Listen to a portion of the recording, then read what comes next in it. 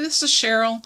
I'm just using my phone here for this video since I don't intend to download any video screen capture software on my laptop.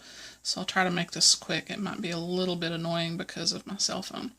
But first I wanted to show you that I stopped scanning my watercolors because it put too much texture on the scans. The watercolor paper does, and I'll show you that here.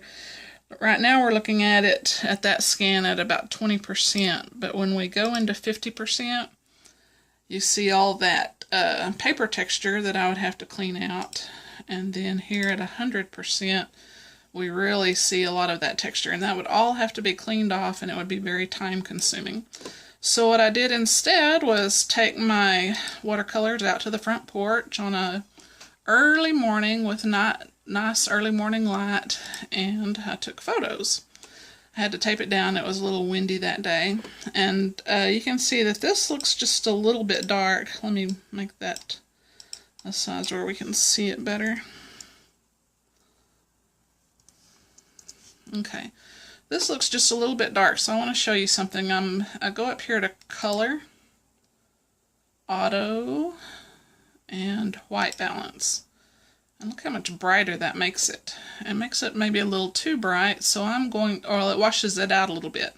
So I'm going to go back up here to Color and Levels. And see, we've got a white triangle all the way over here and a black one all the way over here.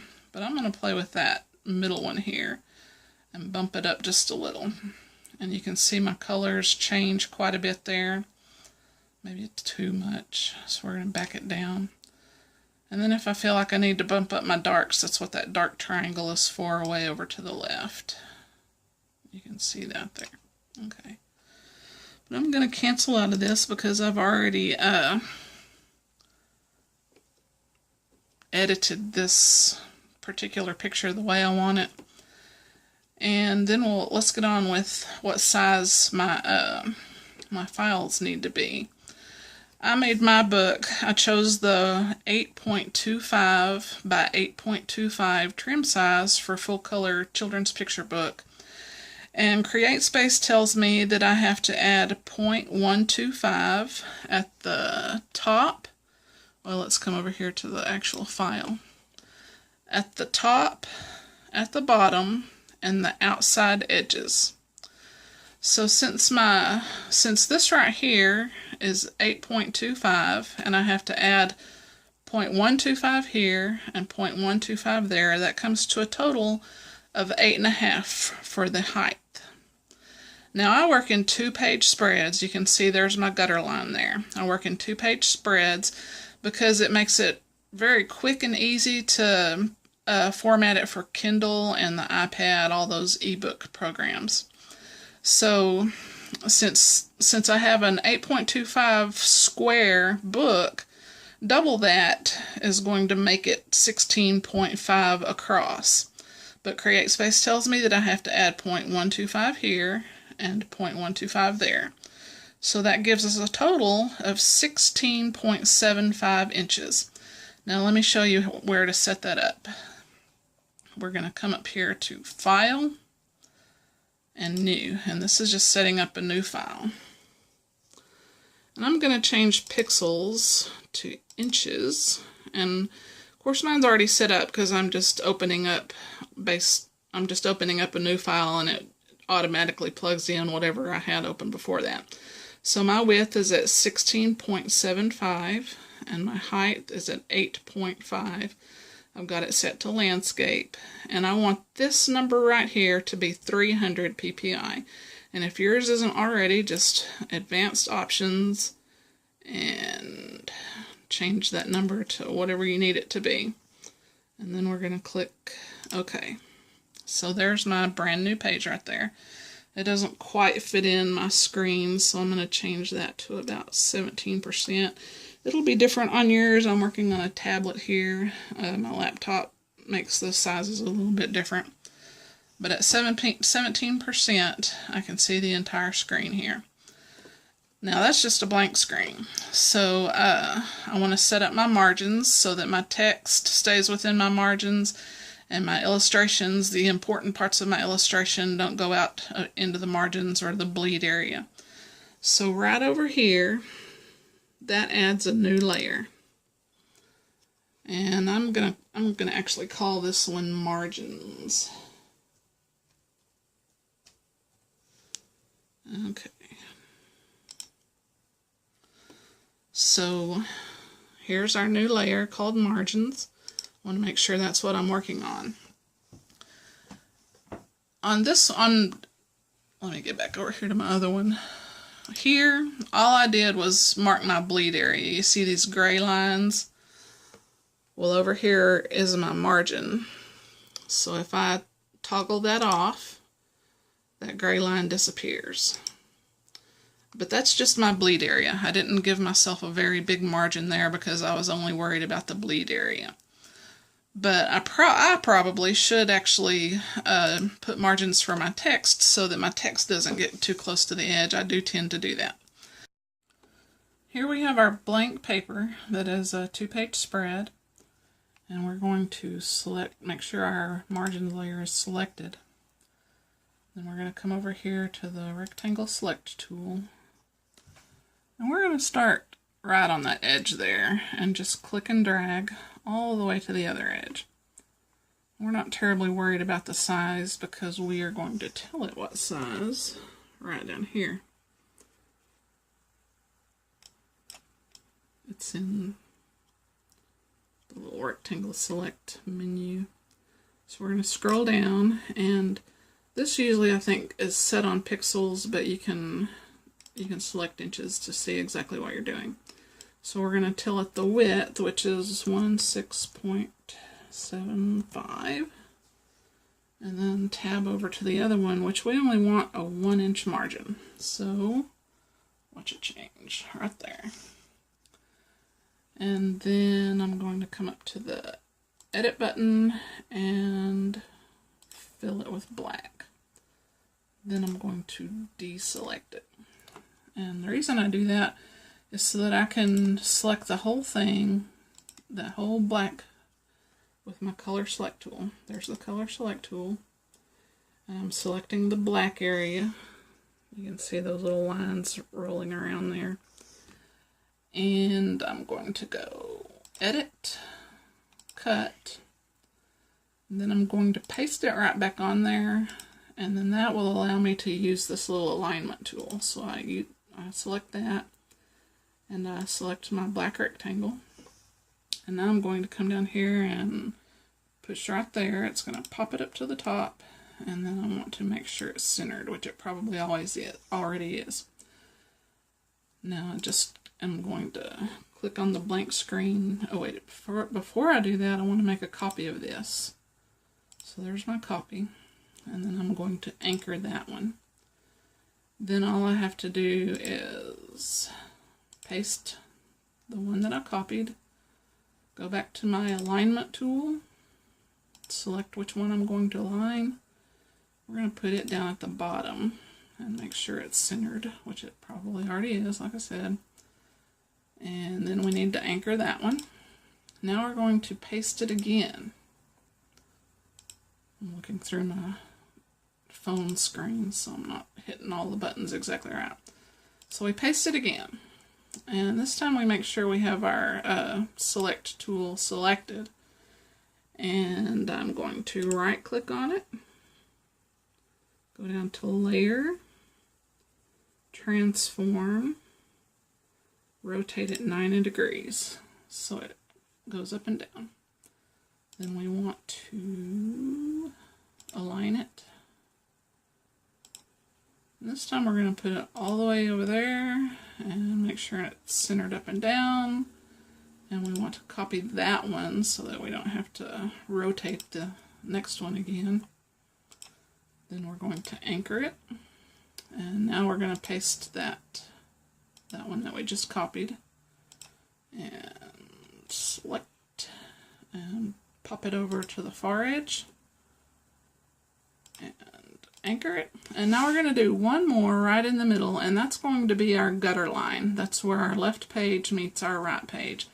That's going to help us keep important illustrations out of the middle, away from the gutter, and it'll help us keep our text away from the gutter. So we're going to paste it one more time, and it automatically pops it right in the middle of that page. But since I'm a control freak, we're going to make sure that's really where it is with our alignment tool and our center tool. And you see it didn't move, so we're good. And then we anchor it. Now those are some dark margins, which we don't really want. We want to be able to see through and see all of our illustrations, see what's going on. So we're going to come up here to the margins layer, and we're going to look at the transparent, or opacity, or transparent. We're going to make it transparent, basically. So zip that button down, and you see that it starts going down. And I'll put mine way down, about 20%. 16 looks good. I think I usually do 20. And that's going to let me see where my margins are, but it's also going to let me see through to my illustration. Actually, that seems a little dark to me, so we're going to come back up here and go 15.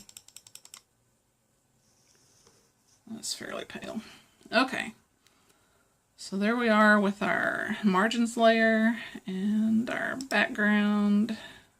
We've got our left page and our right page, with plenty of bleed, or the exact amount of bleed that CreateSpace tells us to give it, plus our margin where we don't want our text to go out of, or any of our important part of our illustration. Okay, now let's take a look at finding our illustration file, which hopefully you know where it is on your computer. And I've already got mine open up here. It's what we looked at a while ago with the color, changing the color and the brightness and all that.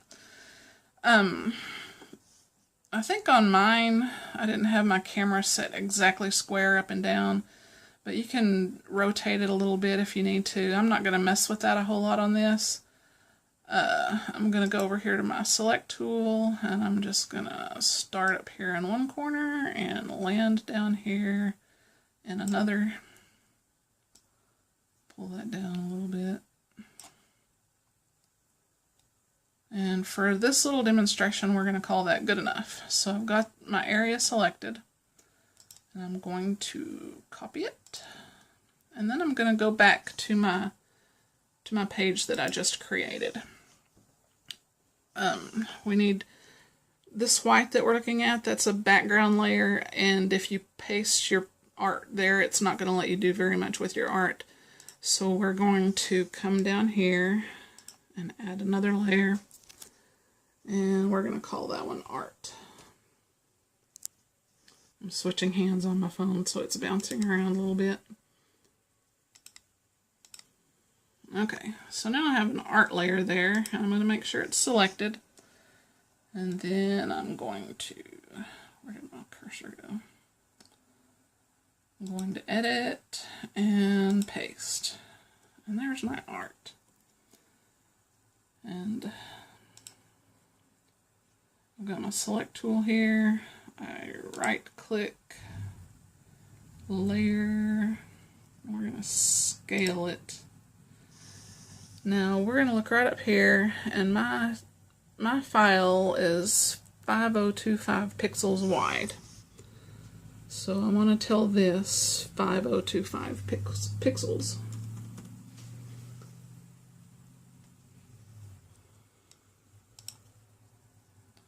It'll take it a second. Or on mine it does. I probably just have a slow computer.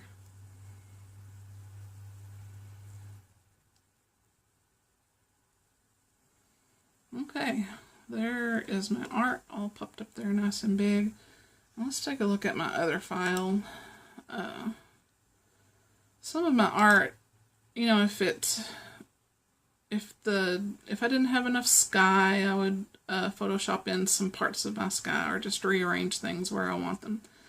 Of course, I've got these little kids way over here into my margin area, and I don't think I worried too much about that because they're not in the bleed area. So let's look at my file that I actually used.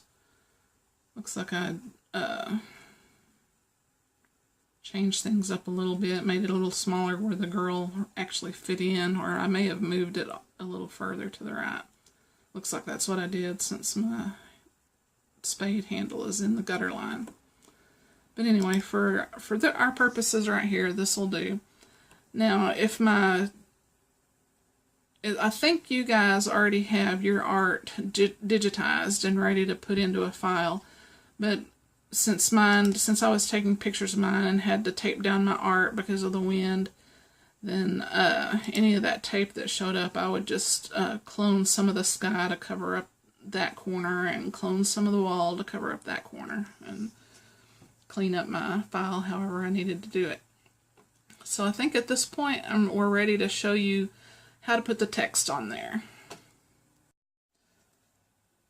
And after we paste our art, I think I failed to mention that it's not anchored yet. You can see that line where the art extends up above the actual file size. So we don't want that. We want our art to be anchored because we won't be able to do anything with this file until we anchor that art onto that layer. Now I can't just click onto a blank part of the screen and anchor it this time because it's taking up the entire file screen. So I'm going to come up here to Layer and Anchor. And now it's anchored. You see those extra little lines went away where the art extended above our file size. Alright.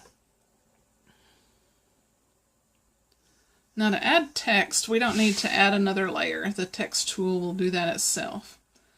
And I'm going to come back to my other file and select my text tool and click in that file because that's going to select that particular font for me so I don't have to look it up every time. So as you're going through your pages, you can just open up a previous page and it'll put your font and your size and anything where you spread your letters out a little bit or made your sentence a little taller. That's what these are. I'll show you that a little better when we put it on the next one. So we're over here. Our text tool is already selected. And I'm just going to click and drag a big old box. And then click in it and type my sentence.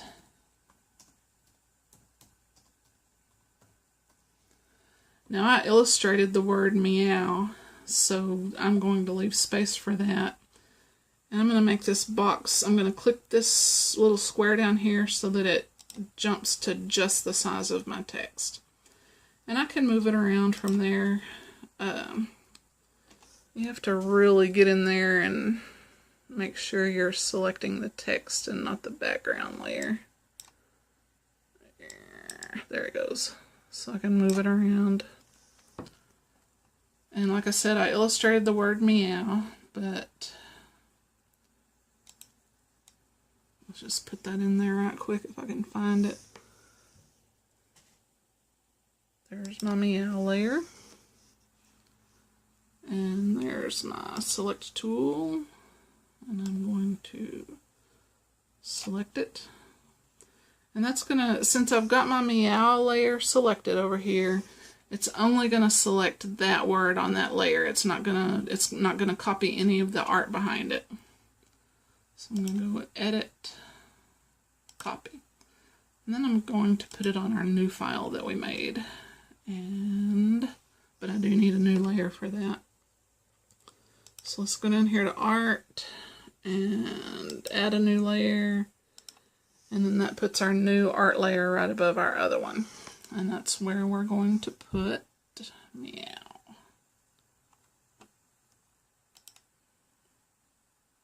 Paste. And you see it's got those little lines around it. It's not anchored yet. That means I can move it wherever I need it. So we're just going to put it right here. But now we need to anchor it. So that's where it's going to be. And we go back to our text tool. Just click in here to make sure I still have that same font and size selected. And then we're going to put the rest of our sentence. So if you hear meow from under a hat, you might find a fluffy black, and then cat is on the next page on the reveal. And I don't think we need to go through all that really. So there we have some of our text. We can play with our text over here. I shop for text on Dafont, DAFONT.com. Make sure you click the box that says 100% free. And that means you can use it for commercial things, you can use it for personal stuff. Most of the fonts on Dafont.com say for personal use only. So you want to look for one that's 100% free. Now if you find one that you're just in love with that says for personal use only, go to that designer's Dafont page and see how to contact them. They'll usually give you instructions for contacting them for commercial use, and they'll charge you a small fee. You just tell them what project you're working on and they'll charge you a fee. And once you pay that fee, then you've bought commercial use rights to that font. But there's so many really good free ones on there that I haven't really found it necessary, except for when I was designing book covers. But to pick out a different font, we're going to come over here. That gives me a great big list of different things I can choose. Of course, with a children's book, you want it easy to read. My sister teaches pre-K, and she says the font really doesn't matter just as long as those little kids can read it. So nothing too complicated. Oh, that's a good one, Canada. And there we have it. Now to wrap it up and make it ready for a file that you can use in your children's book. Like I said, I work in 2-page spreads because it makes it really quick and easy to convert it to the Kindle to the ebook. Of course, you always want to come over here and hide your margins layer before you start really getting into the uploading and publishing and all that. So there's my margins layer hidden. For just the paperback publishing, at this point I have to split this into two. The left page, I think this was page 4 and 5 in my book. So you have all these layers over here, so anything you do, it's only going to happen to whichever layer you've selected. But we actually save your work. Save it way earlier than I mentioned it. Save it when you first add that margins layer there, and keep saving it every time you make a change. I'm not going to do that because this is just a demonstration file. But before we start trying to divide this and save it as a PDF, when you're saving to a PDF, you want to make sure your image is flattened.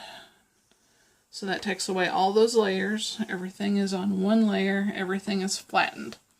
Be careful not to save it this way, because you won't be able to unflatten it and edit your layers after that.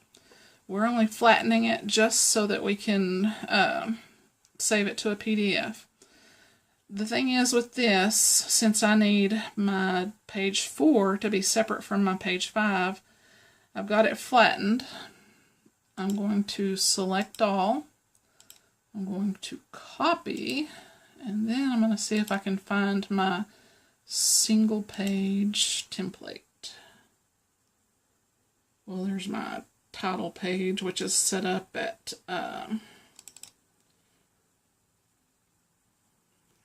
it's set up at, let's see, the 8.25 of my size, plus 0.125 top and bottom, and 0.125 to the left, because we don't have to worry about the edge that goes into the gutter, or I think for my title page that's going to be this edge. Anyway, this is the size I need it.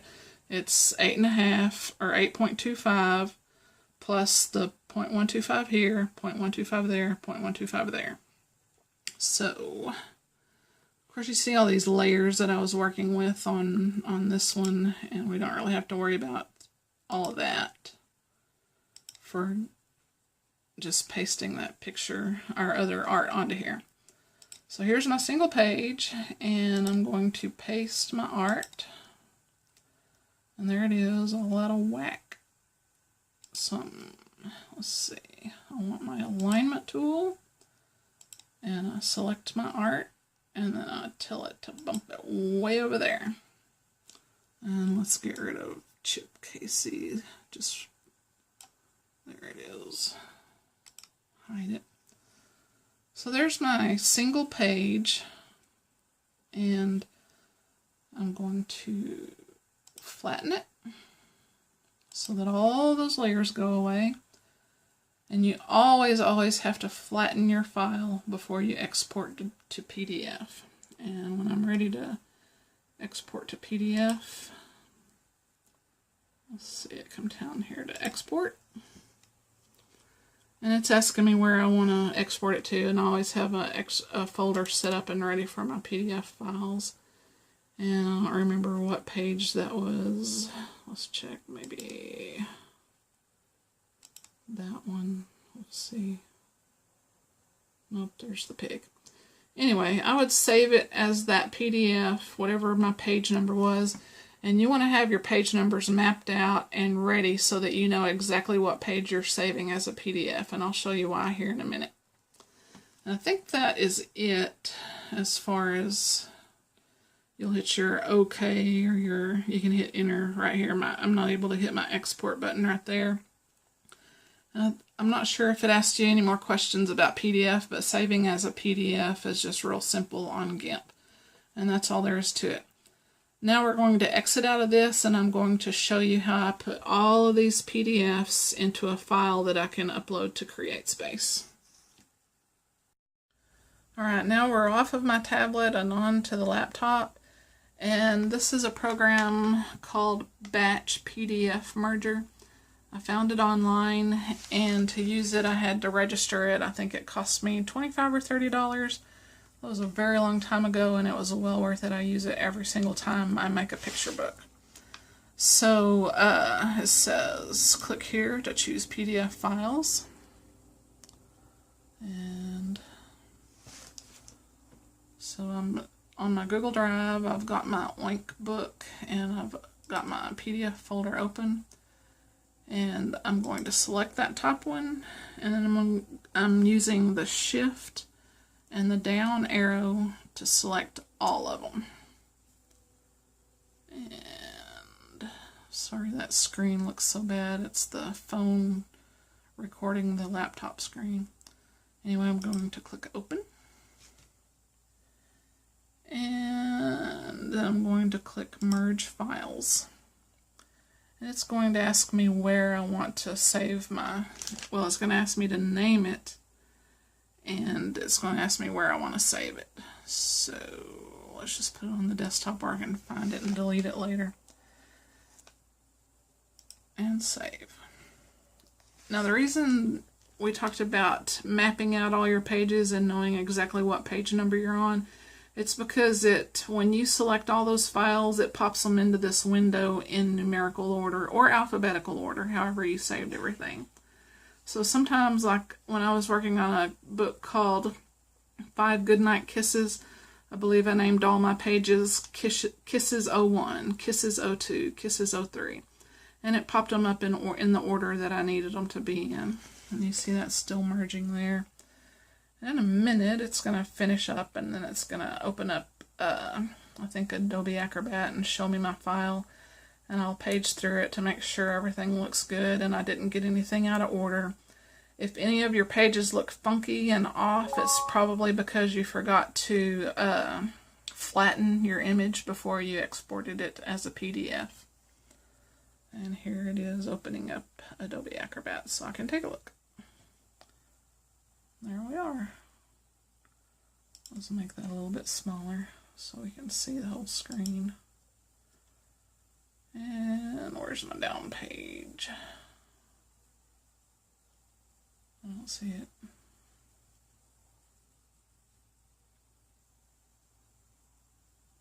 Oh well. Eventually it'll pop up a page down button, but we're just going to scroll through and take a look right quick. And you can see, like, there's my toad with his tongue cut off. And here the rest of him is on the page facing that page. And that's just the way it has to look. But when you go to your actual book, You can see everything looks good. We've got the right pages facing the correct pages there. I think that's about all I have to say about this. If you have any questions, just let me know. Thanks. Bye.